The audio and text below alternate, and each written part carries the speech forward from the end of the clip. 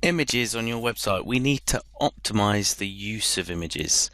So there's a few things we can do. There's obviously the actual using of an image rather than using text. Where possible, use text. Now, the reason I suggest this is Google can't read what's in your graphics. So if you have a nice JPEG with a title or some descriptive text, Google will be able to see the image, but it won't be able to read what's embedded in the image.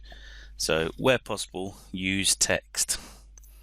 What you can do on your images is you can supply an alt tag. Now your alt tag is an explanation of the image.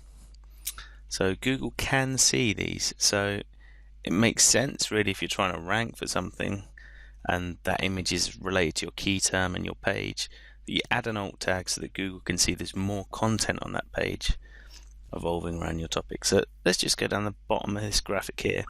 So the code looks like this on an HTML web page. So image source, when we embed an image from our web server.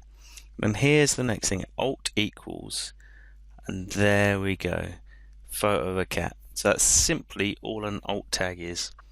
So ideally explain firstly what the image is. So if it's a photo of a cat, I'm going to say it's a photo of a cat. There's no point tricking people in saying it's something different because they'll know. So all of your images have alt tags. Another thing we need to do as well is images can be really load heavy. Like if you don't compress your images properly, they're a large file size and take a long time to download.